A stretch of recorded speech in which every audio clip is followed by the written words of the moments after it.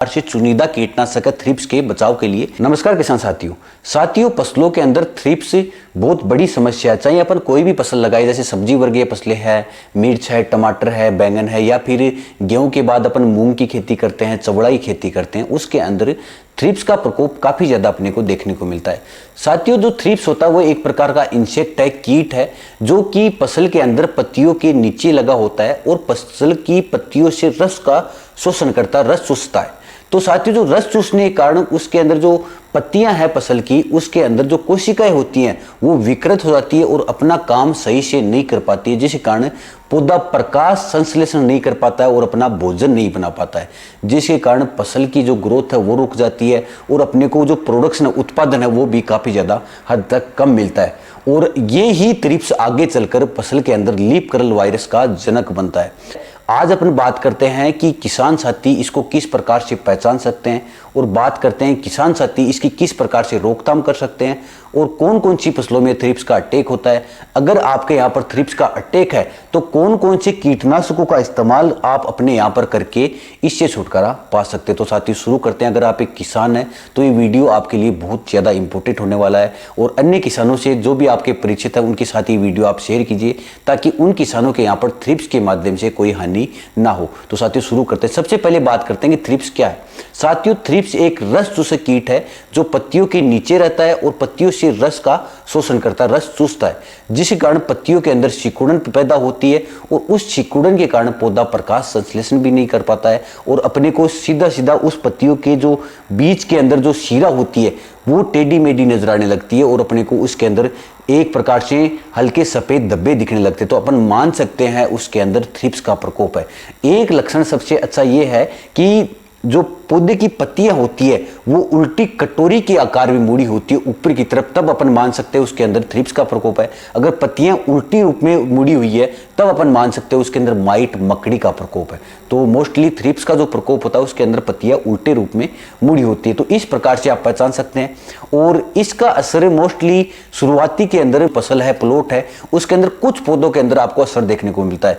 फिर धीरे धीरे ये जो पौधों की संख्या है वो प्रकोपशील पौधों की संख्या बढ़ती रहती है और एक समय ऐसा आता है जब आपकी जो पूरा प्लॉट है उसके अंदर थ्रिप्स का पूर्णतः प्रकोप होता है और फिर उसके बाद जो पौधे हैं विकृत हो जाते हैं और एक प्रकार से वहां पर लीफ कर्ल वायरस उत्पन्न हो जाता है। तो अब बात करते हैं किसान साथी इससे किस प्रकार से बच सकते हैं। साथियों, थ्रिप्स का आप मान सकते हैं बचाव ही उपाय है। अगर आप इसमें शुरुआती रूप से ही बचाव करते रहेंगे तभी आप इससे सही प्रकार से बच सकते हैं। अगर थ्रिप्स का प्रकोप आपकी फसल में हो जाता है तो फिर इसे कंट्रोल करना थोड़ा मुश्किल हो जाता है। ऐसा नहीं है कि कंट्रोल ही नहीं होता, परंतु कंट्रोल करना थोड़ा मुश्किल हो जाता है। जैसे आपकी मिर्च की फसल की अपन बात करते हैं या फिर मूंग की फसल की बात करें तो आप मोस्टली शुरुआती हल्के जो जिस प्रकार के कीटनाशक आते हैं उनका स्प्रे करते रहे। तो इस थ्रिप्स के लिए मेरे पास कुछ कीटनाशक है, उनके बारे में मैं बताता हूं।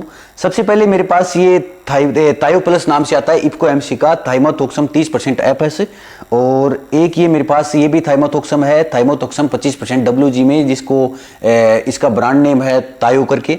और एक मेरे पास है इसोगासी करके इमिडाक्लोप्रिड 17.8 SL में। तो साथियों, ये जो कीटनाशक है एक प्रकार से चुनिंदा कीटनाशक है थ्रिप्स के बचाव के लिए।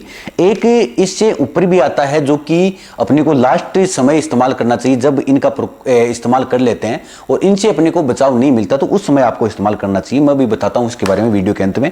तो साथियों, सबसे पहले इमिडाक्लोप्रिड के बारे में बात करते हैं। अगर आप अपने यहाँ पर थ्रिप्स के बचाव के लिए इमिडाक्लोप्रिड का इस्तेमाल कर रहे हैं तो उस समय आपको मात्रा बढ़ानी पड़ेगी। परंतु अगर आपके यहाँ पर थ्रिप्स का प्रकोप हल्का फुल्का है या फिर नहीं है तो उस समय आप एक प्रकार से बचाव के लिए या फिर बचाव ही उपाय के रूप में आप इसका अपने यहाँ पर स्प्रे के माध्यम से इस्तेमाल कर सकते हैं। ये बहुत अच्छा कीटनाशक है इमिडाक्लोप्रिड।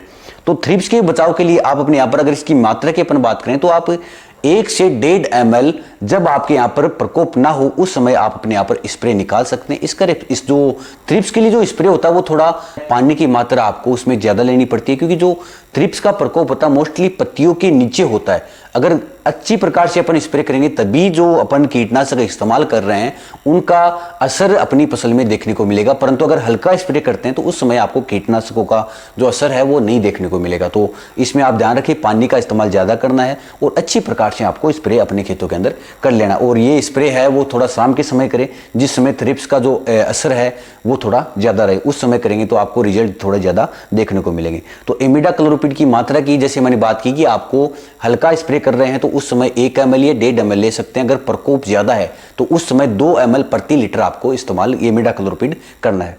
अब आप बात करते हैं अपन थाइमाथोक्सम जो अपना 30% एफएस के अंदर है। तो इसकी अगर आप अपने आप पर इस्तेमाल कर रहे हैं तो आपको 2 ml प्रति लीटर पानी के अंदर आपको घोल बनाना है, फिर उसके बाद आपके यहाँ पर स्प्रे करना है। ये थोड़ा अच्छा इंसेक्टिसाइड आपके लिए, थ्रिप्स के लिए बहुत अच्छा इंसेक्टिसाइड है, थ्रिप्स को बहुत अच्छे रूप से कंट्रोल करता है। ये अलग अलग कंपनियों का अलग अलग ब्रांड नेम से आपको देखने को मिलता है। मेरे पास इफ्को एमसी का तायो प्लस करके आता है, तो आप इसको इस्तेमाल कर सकते हैं। नॉर्मली किसान इसको लाल दवा के रूप से भी जानते हैं। दूसरा मेरे पास ग्रेनुअल है, ये बहुत अच्छा थ्रिप्स के लिए एक प्रकार से रामबाण अपन इसको बोल सकते हैं, बहुत अच्छा असरदारक है। ये तायो प्लस नाम से है इफ्को एमसी का, और इसमें जो टेक्निकल की अगर मैं बात करूं तो थाइमाथोक्सम 25% WG के रूप में आता है। अगर इसकी मात्रा की अपन बात करें तो आपको 1 लीटर पानी के अंदर 1.5 से 2 ग्राम घोल बनाना है, फिर उसके बाद अपनी फसल के अंदर स्प्रे करना है। ये तीनों बहुत अच्छे कीटनाशक हैं आपके यहाँ पर। अगर थ्रिप्स का प्रकोप आपको देखने को मिल रहा है तो आप इन तीनों कीटनाशक का इस्तेमाल कर सकते हैं। अच्छी कंपनी का कोई भी आप ले लीजिए, कोई भी अपने यहाँ पर आप देख सकते हैं नज़दीकी जो आपके कृषि स्टोर है उन पर कौन सा आपको इन टेक्निकल में उपलब्ध है उसको आप लीजिए और अपने यहाँ पर स्प्रे कीजिए, ताकि आपके यहाँ पर जो भी थ्रिप्स का प्रकोप है उससे आपको छुटकारा मिल सके। और इसके साथ ही अगर आपके यहाँ पर थ्रिप्स का प्रकोप नहीं है और आपको लग रहा है कि थ्रिप्स का प्रकोप होने वाला है तो उस समय आप अपने यहाँ पर इनका हल्का स्प्रे निकालते रहें। इसके साथ ही आप जो नीम ऑयल आता है, नीम का तेल आता है, नीम के बीज का तेल आता है, अरक आता है, उसका इस्तेमाल करते रहे। वो एक प्रकार से थ्रिप्स के मतलब होने से पहले बहुत अच्छा काम करता है, मतलब थ्रिप्स आपकी पत्तियों के अंदर उत्पन्न होने ही नहीं देता है। ये थ्रिप्स का जो प्रकोप होता है वो ज़्यादा टेम्परेचर हो रहा हो या ह्यूमिडिटी ज़्यादा हो उस समय आपको ज़्यादा देखने को मिलता है, या आपको बारिश के मौसम में ज़्यादा देखने को मिलता है। तो आप उस समय बचाव रखें और अपने यहाँ पर थ्रिप्स से बचे रहे। साथियों, इन कीटनाशकों के अलावा अगर आपके यहाँ पर थ्रिप्स का बहुत ज़्यादा असर है और आप इनका इस्तेमाल कर चुके हैं और कोई भी रिजल्ट आपको नहीं मिला है तो उस समय आप स्पाइनोटोरम जो 11% के अंदर आता है उसका इस्तेमाल कर सकते हैं। अलग अलग कंपनियों का जैसे डेलीगेट का भी आता है और एक सुमिट का भी करके आता है, तो इसका इस्तेमाल आप कर सकते हैं। उसकी मात्रा आप ज़्यादा प्रकोप होते समय 20 ml प्रति टैंक आपको इस्तेमाल करना है। उसका अंतिम प्रयास रहेगा कि वो अंतिम अगर आपको रिजल्ट मिला तो मिल जाएगा, अगर उसके बाद भी आप इस पे खर्चा कर रहे हैं तो वो आपके लिए वेस्ट जाने वाला, क्योंकि वो एक प्रकार से अंतिम रामबाण है। अगर उससे भी प्रकोप आपका कम नहीं हुआ है, आपके यहाँ पर जो परिणाम मिलना चाहिए वो नहीं मिला, तो आप कीटनाशकों का इस्तेमाल मत कीजिए उसके अंदर। तो उसके अंदर जो भी खर्चा आप कर रहे हैं वो वेस्ट जाने वाला है। तो साथियों, ये जानकारी किस प्रकार की लगी? अगर जानकारी अच्छी लगी तो वीडियो को लाइक कर सकते हैं, साथ ही चैनल को सब्सक्राइब कर सकते हैं और अन्य जो किसान भाई है उन तक ये जो वीडियो है वो शेयर कर सकते हैं, ताकि अन्य किसानों को ये जानकारी मिलती रहे। धन्यवाद साथियों।